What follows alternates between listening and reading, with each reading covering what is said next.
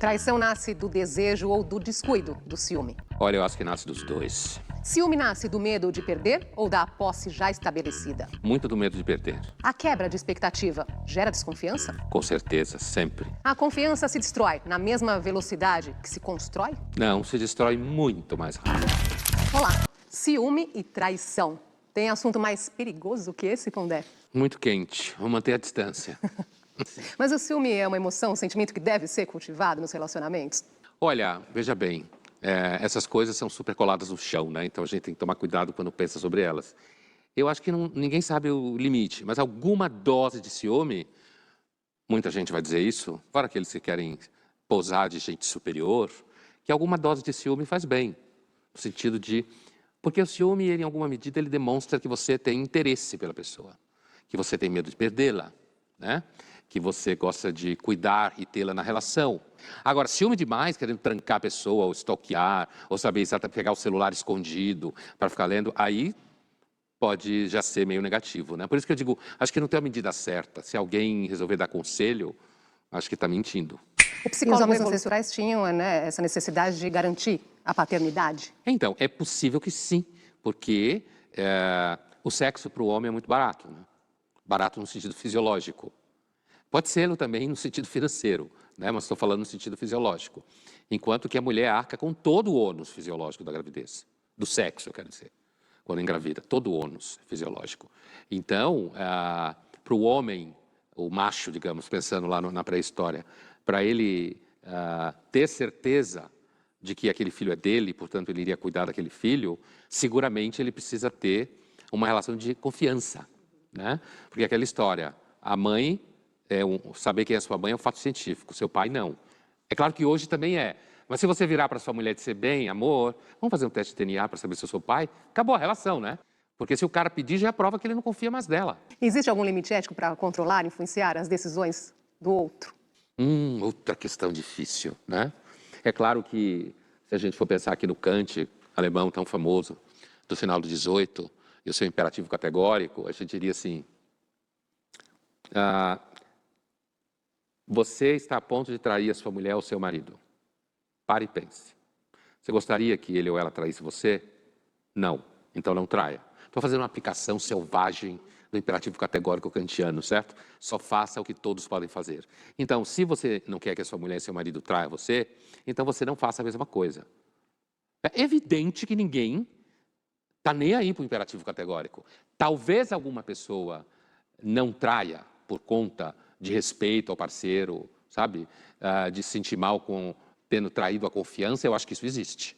Isso pode existir. Você pode ter vontade, porque às vezes é uma questão de oportunidade, né? Você pode ter vontade, mas não aparece a oportunidade. Aparecer a oportunidade, você não estava nem pensando, né? Mas eu não acho que seja porque a pessoa faz um cálculo ético na cabeça, kantiano, sabe? Do sentido, não vou trair.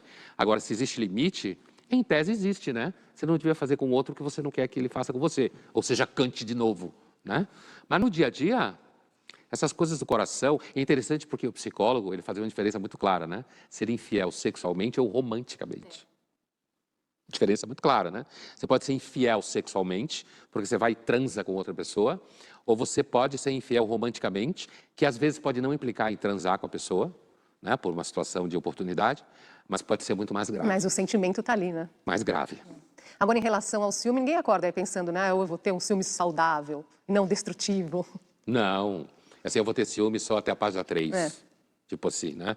Inclusive porque o ciúme é uma espécie de afeto que fala de um certo grau de insegurança, né? Fala de um certo grau de você se sentir incapaz. Será que eu estou sendo incapaz de dar para ela ou para ele aquilo que essa pessoa espera? Então tem insegurança, uma ameaça de incapacidade. Também pode ser uma terceira pessoa que aparece e faz com que você se sinta ameaçado, porque essa terceira pessoa parece ser muito interessante e o parceiro ou a parceira começa a olhar e se interessar, né? Então, assim, aí você tem regras, né? Tipo, uma delas é você encontrar alguém numa festa, num bar, num ambiente como esse, nada de ficar rindo, achando muita graça do que essa pessoa faz, né? Porque se você ficar rindo demais porque ela faz, ou achando muita graça, o sinal vermelho, ó, acende, ó. O que você está achando tanta graça? E E o ciúme ele pode ser influenciado por vários outros fatores, a gente vai comentar já já, não saia daí.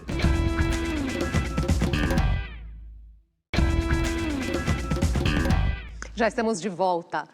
Bom, Dé, nós falamos aí dos ciúmes, do mecanismo adaptativo dos ciúmes, mas tem aí questões psicológicas envolvidas também, não é? Sem dúvida nenhuma. Quer dizer, mesmo aqueles que explicam, como a gente viu um exemplo no bloco anterior, pela psicologia evolucionista, né?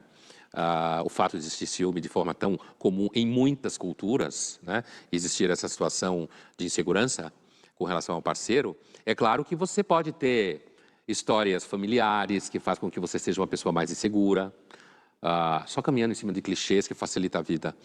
Você pode ser uma pessoa que tenha, por exemplo, uma autoestima um pouco sofrida, né?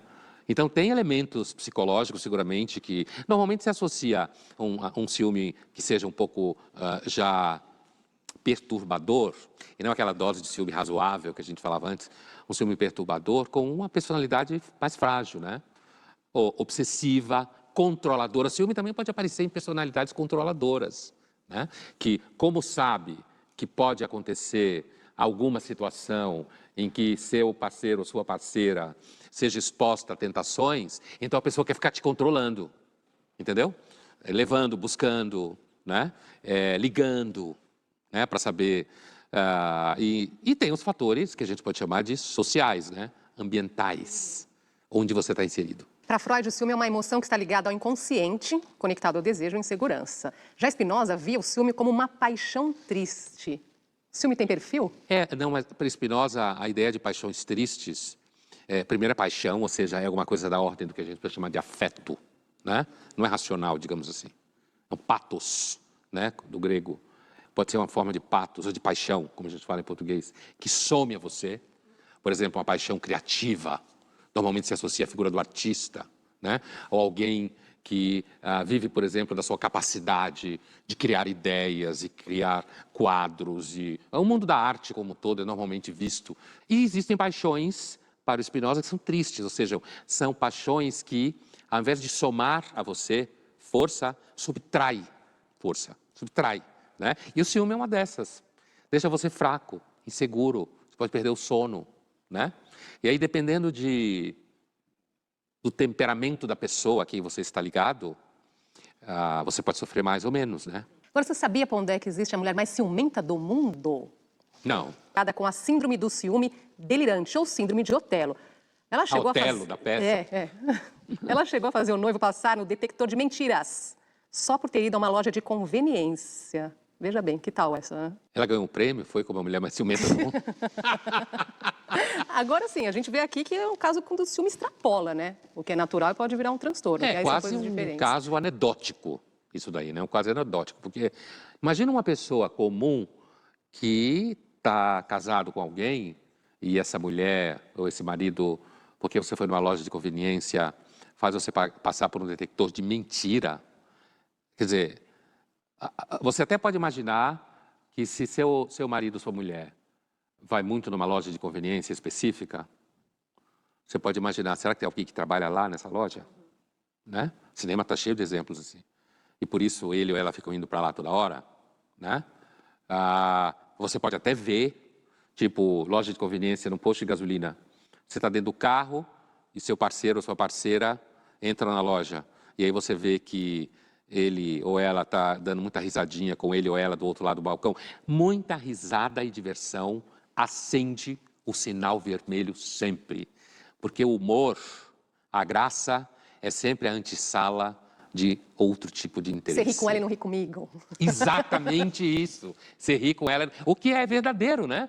Você ri, olha como você fica com ela, você está sempre todo rindo. bem-humorado. E comigo você fica com essa cara.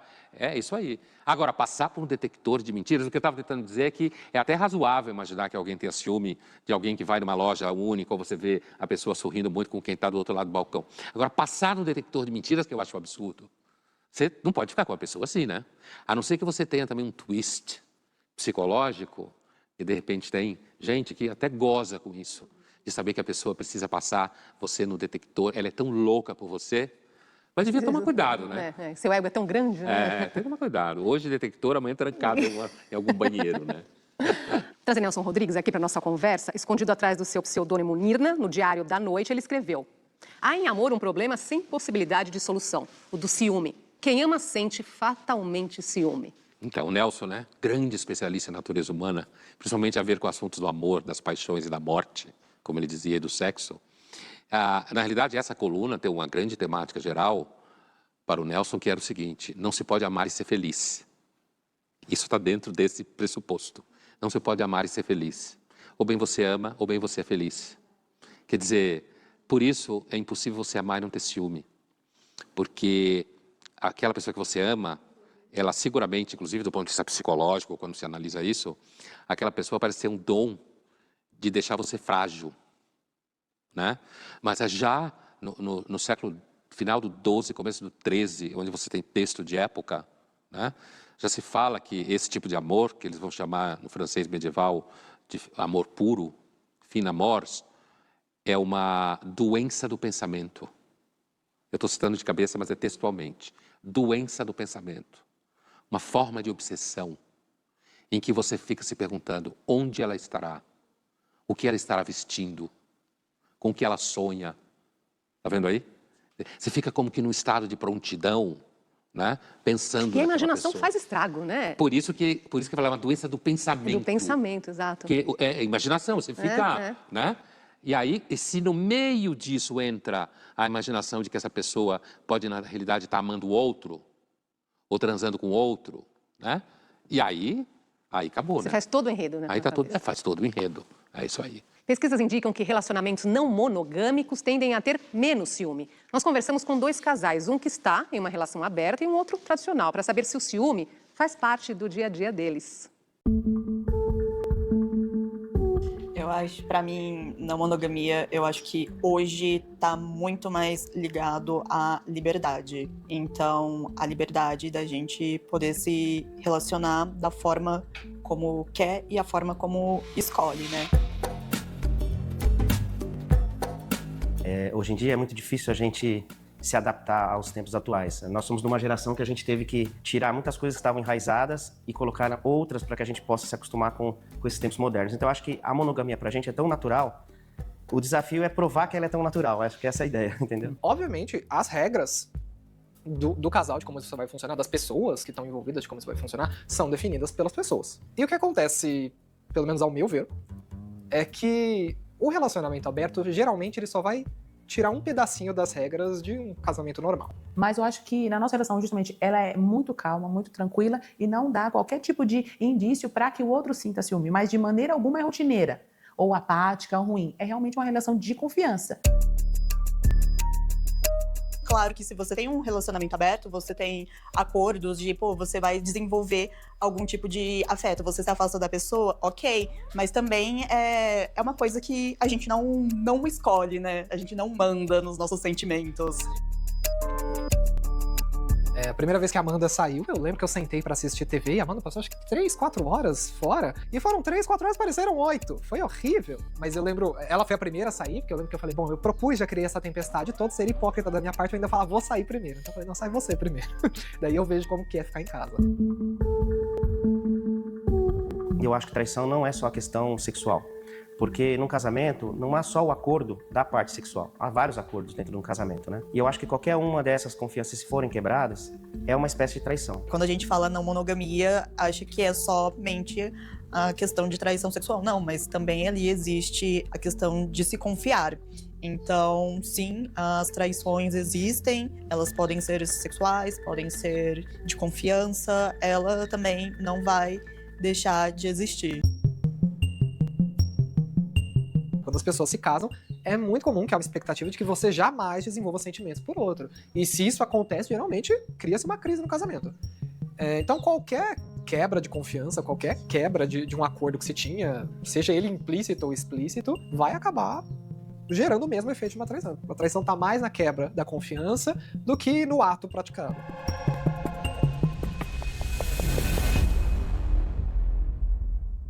Então, nesse caso da relação aberta, se a mulher engravidar, ele provavelmente vai pedir DNA.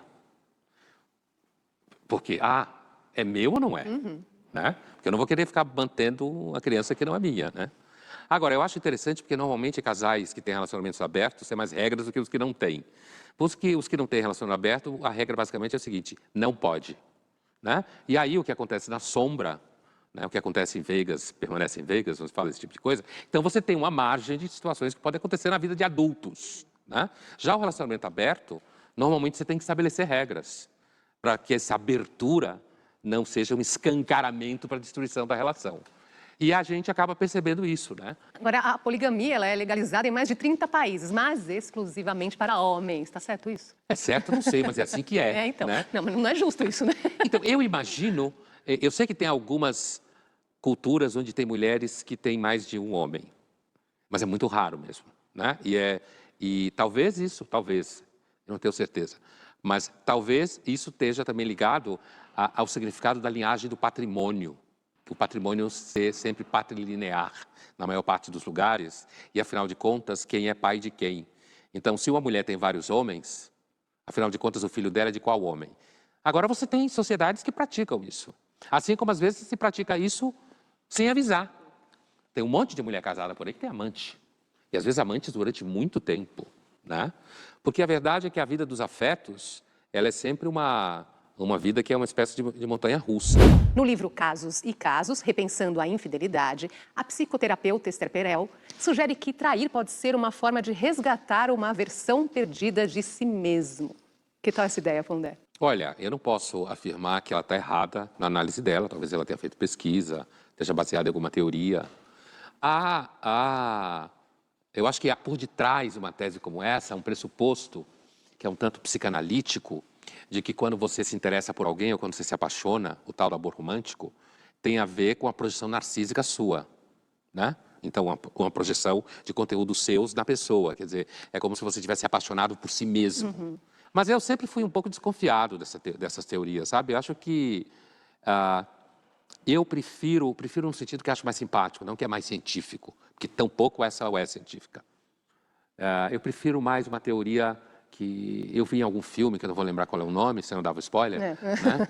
Em que o sujeito arruma um amante, o casamento já estava meio na lata de lixo, aí depois a mulher resolve voltar, ela larga ele e depois resolve voltar, e nesse inteirinho ele arruma uma namorada, que não é nem amante, porque a mulher tinha o abandonado.